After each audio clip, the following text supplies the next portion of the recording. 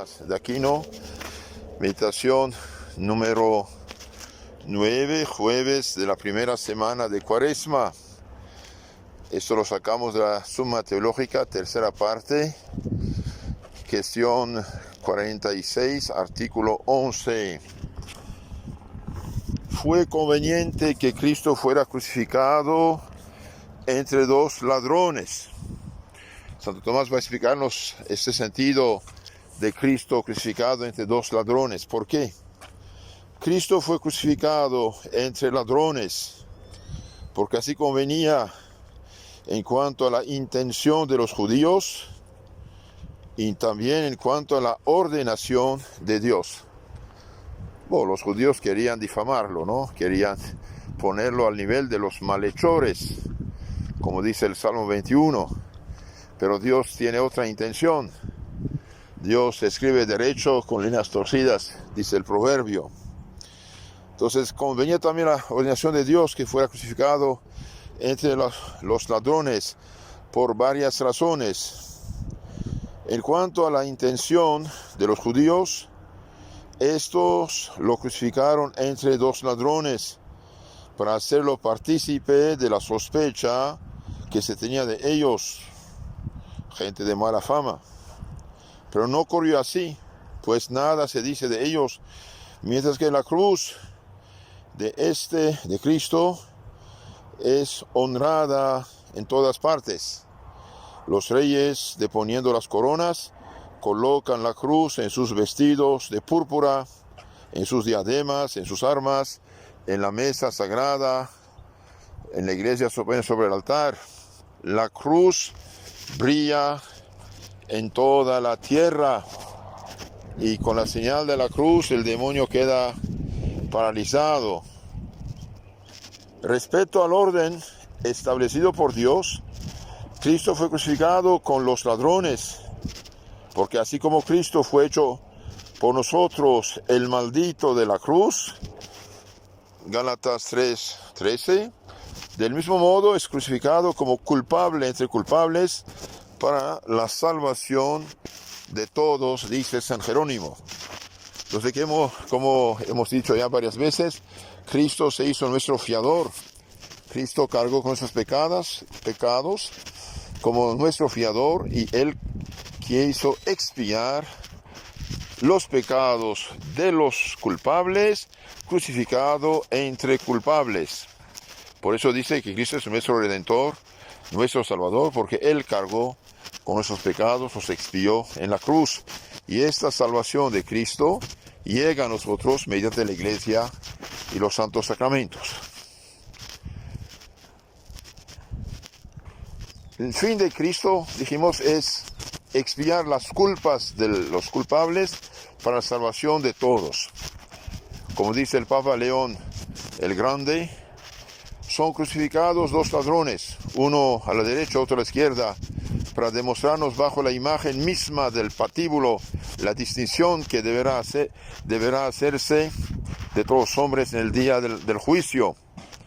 San Agustín dice: si te fijas, la misma cruz fue tribunal, porque en medio se encuentra el juez, a un lado el que creyó y fue liberado, y al otro el que insultó y fue condenado. Ya significaba por ello lo que haría con los vivos y los muertos. A unos los pondría a su derecha para salvación y a los otros a su izquierda, porque no quisieron creer en Él ni seguir a nuestro Señor. El buen ladrón fue crucificado por sus culpas, confesó sus pecados, reconoció que era culpable, pidió perdón y Cristo le prometió el paraíso, mientras el malo ladrón se obstinó en sus pecados, murió y se perdió. Según San Hilario, hubo dos ladrones crucificados, el uno a la derecha y el otro a la izquierda, para enseñar que todo el género humano es llamado al sacramento de la pasión del Señor. Todos los hombres están llamados a la salvación, al bautismo, a la conversión, a formar parte de la una santa católica, una iglesia, un Señor, un bautismo, una fe. mas porque causa de la diversidad de fieles e infieles, de gente que tiene fe y gente que no tiene fe, se hace la división de todos poniendo los unos a la derecha y los otros a la izquierda.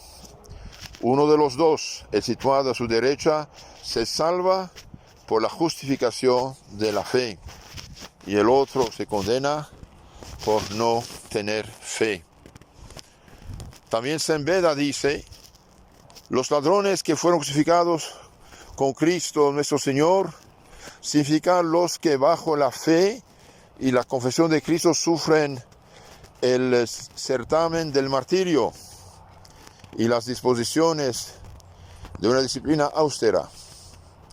Mas los que lo hacen por la gloria eterna son presentados por la fe del ladrón de la derecha, el convertido. Y los que lo hacen con miras a las humanas alabanzas imitan las disposiciones y los actos del ladrón de la izquierda. Así como Cristo no era deudor de la muerte, sino que la sufrió porque quiso para vencer a la muerte con la virtud, así tampoco mereció ser colocado con ladrones, pero quiso ser contado entre los inicuos para destruir la iniquidad con la virtud. Jesús murió por los pecadores, destruyó el reino de Satanás y el pecado con la virtud, con la caridad, con su sangre. Por eso San Crisóstomo dice que convertir al ladrón en la cruz y conducirlo al paraíso no fue menos difícil que quebrar las piedras. Hasta aquí el texto de Santo Tomás de Aquino, sacado de esta obra maravillosa llamada Summa Teológica, tercera parte, cuestión 46, artículo 11. Nuestro Señor vendrá a juzgar vivos y muertos, los que lo han seguido, los que han creído en Él, los que han cumplido sus mandamientos, serán colocados al final del mundo a la derecha, y los que no han creído, o los que han creído pero no cumplieron el mandato del Señor, no observan los mandamientos, serán a la izquierda. Queridos hermanos, como decía el santo hermano Pedro, una alma tenemos, si la perdemos no la recobraremos. Una alma tenemos, si en el momento de la muerte nuestra alma se separa en gracia y santidad, bien se salvará. Si muere en pecado mortal, caerá en el infierno para siempre. Tratemos de no vivir ni un solo día en pecado mortal, porque no sabemos, dijo Cristo, ni el día ni la hora. Va a venir como un ladrón. Los que hace tiempo no se confiesan, no comulgan, yo los animo en esta cuaresma a hacer una buena confesión, e examinarse sobre los 10 mandamientos de Dios, uno por uno. Si usted no sabe cómo examinarse, le aconsejo de escuchar en el YouTube el canal que se llama Catecismo Católico Tradicional, y también suscribirse para que usted reciba más información, y ahí escuche lo que se dice acerca del pecado y acerca de los mandamientos de Dios y de la Iglesia para hacer una buena confesión. La confesión, hermanos, viene de Dios. Cristo mismo, vencedor de la muerte, del infierno, del pecado, el día de su triunfo, el día de Pascua, apareció a los apóstoles, comió con ellos, les habló y les dijo: reciban el Espíritu Santo. A quienes perdonan sus pecados les quedarán perdonados, y a quienes tienen quedan retenidos. Por esta razón, cuando el sacerdote de la absolución la da en nombre y por la autoridad de Cristo, y el sacerdote está obligado, bajo pena de pecado mortal, bajo pena de ser excomulgado de la Iglesia Católica, y bajo pena que solo el Papa o su delegado puede confesarlo, el sacerdote está obligado a guardar silencio absoluto hasta la muerte de lo que escucha. ¿Por qué? Porque escucha como representante de Dios, y cuando yo te absuelvo, esos pecados ya no existen. Entonces hace una buena confesión y después comulgar dignamente. Ahora, los que están en situación que no pueden confesarse porque, por ejemplo, están juntados con una mujer, un hombre casado por la iglesia, separado, rejuntado, ahí es más complicado pedir ayuda a Dios, misericordia de Dios, y remediar su situación, o viviendo en castidad o en separarse, pero no quedar así. ¿Por qué? Porque lo que Dios ha unido, el hombre no lo separe. Una persona casada está casada hasta la muerte, no puede juntarse con otra persona. Y los que están en unión libre, que nunca se casaron por la iglesia, que se casen, si se quieren, si tienen hijos, que se casen cuanto antes. No compliquen, ni fiesta, ni gastos, ni eso, ni aquello.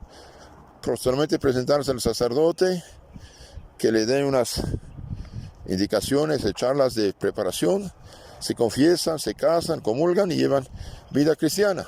Y si no quieren casarse y no se quieren, que se separen, porque están en estado de pecado. Entonces Cristo murió por nuestros pecados, para nuestra salvación. Aprovechemos, una alma tenemos, si la perdemos no la recobraremos.